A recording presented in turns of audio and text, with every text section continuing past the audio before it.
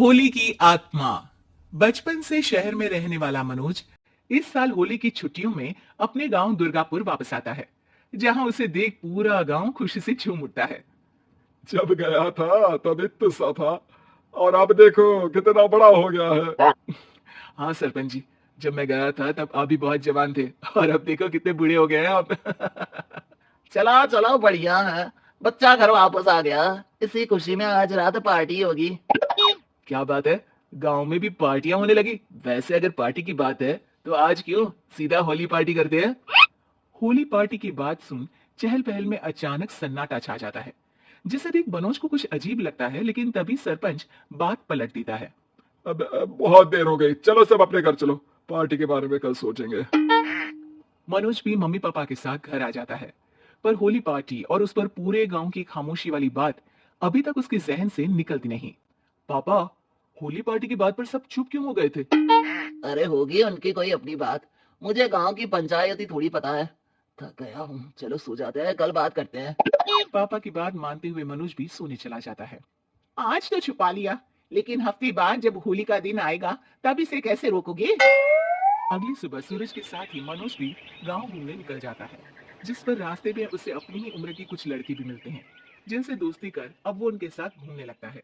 इसी तरह कुछ दिन बीत जाते हैं और होली नजदीक आने लगती है। दोस्तों, होली में 4 दिन ही बचे हैं, पर गांव में उसकी कोई तैयारियां क्यों नहीं दिख रही। क्योंकि यहाँ होली नहीं मनाई जाती। अरे पर ऐसा क्यों। वो राजा भूषण। अरे तुम 4 दिन के लिए आए हो, क्या इतना सोच रहे हो। चलो कुछ खाने चलते हैं। इसी के साथ एक बार फिर होली की बात को टलते हुए देख मनोज को शक होने लगता है। वो घर पहुंचते ही इंटरनेट पर अपने गांव और राजा भूषण के बारे में जानकारी निकालने लगता है। क्या, मुझे आज तक ये नहीं पता था। ऐसा कैसे, किसी ने मुझे कुछ बताया क्यों नहीं। सारी जानकारी लेने के बाद मनोज गांव वालों या अपने मम्मी पापा से कुछ पूछे बिना खुद ही उसकी सच्चाई के बारे में छानबीन करने लगता है, जिसके चलते वो राजा भूषण की हवेली में पहुंचता है। वाह, क्या हवेली है यार। पर क्या यहाँ सच में कोई भूत है। हेलो भूत जी, कोई है क्या। हम इस साल गांव में होली सेलिब्रेट कर रहे हैं, क्या आप उस पर थोड़ा इंटरव्यू देंगे। मनोज के ऐसा बोलते ही गांव में तूफान उठ जाता है और हवेली में रखी सारी चीजें हिलने लगती है। एक अदृश्य शक्ति मनोज को धक्का देकर हवेली से बाहर निकाल दरवाजा बंद कर लेती है। ये सब देख मनोज हैरान रह जाता है। क्या अभी मुझे हवा ने धक्का देकर बाहर निकाल दिया। मेरे होते हुए इस गांव में कभी होली नहीं बन सकती, इसलिए दोबारा ऐसी कोशिश भी मत करना, अंजाम बुरा होगा। आवाज सुन मनोज हैरानी से इधर उधर देखने लगता है, पर उसे कोई दिखाई नहीं देता। वो गांव वापस आ जाता है, जहां तूफान की वजह से सब कुछ तहस महस हो चुका होता है। आखिर ये तूफान आया कैसे। ना ऐसा कोई मौसम था और ना ही हमने होली का त्योहार मनाने की बात की थी। सरपंच की बात पर कोई रिएक्शन दिए बिना मनोज चुपचाप अपने घर चला जाता है। इस तरह देखते ही देखते होली का दिन भी आ जाता है और मनोज रंग लेकर गांव में निकल जाता है, लेकिन गांव पूरी तरह खाली होता है। अरे त्योहार का दिन है, धूमधाम की जगह मातम क्यों मनाया हुआ है। मनोज की आवाज सुन सब अपने घर की खिड़कियां खोल के घर के अंदर से ही उसे वापस जाने के लिए कहने लगते हैं, पर वो किसी की नहीं सुनता। तुझे पहले भी समझाया था, अगर होली खेलने की कोशिश भी की तो अच्छा नहीं होगा। अरे बात मान लो बेटा, तुम्हें सच नहीं पता। मुझे सब पता है। सालों पहले इस राजा ने एक अंधविश्वास फैलाया और आप लोग आज तक उसे मानते आ रहे हो। अरे बेटा, जब तुम पैदा भी नहीं हुए थे उससे भी बहुत पहले से इस गांव पर होली का श्राप है।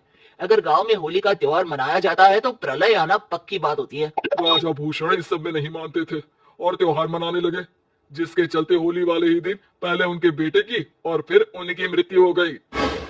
तभी से गांव की रक्षा के लिए उनकी आत्मा उस हवेली में रह रही है। सबकी बातें सुन मनोज उलझन में पड़ जाता है।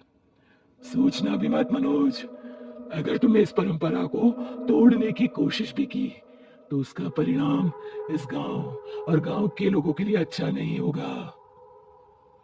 मुझे भी यकीन नहीं हो रहा कि आप लोग एक बेतु की बात को मानकर सालों से रंगों के त्योहार को मातम की तरह मनाते आ रहे हो। मनोज किसी की कोई बात ना मानते हुए पूरे गांव में रंग बिखेर देता है, जिसके तुरंत बाद वहां तूफान के साथ बिजलियां गरजने लगती है। अचानक मौसम में ऐसा बदलाव देख जहां मनोज कंफ्यूजन में आ जाता है, वहीं गांव वाले डर से सहम जाते हैं।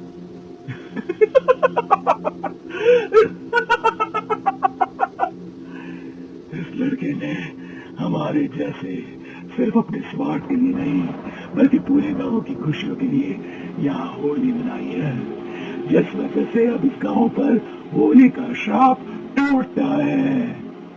ऐसा बोलकर राजा का भूत वहां से गायब हो जाता है, जिसके बाद गांव के लोग धूमधाम से होली मनाते हैं। खुशियों के रंग गांव में बिखरे ही होते हैं कि अगली सुबह अचानक मनोज कहीं गायब हो जाता है और एक बार फिर गांव में होली का नया राज शुरू हो जाता है।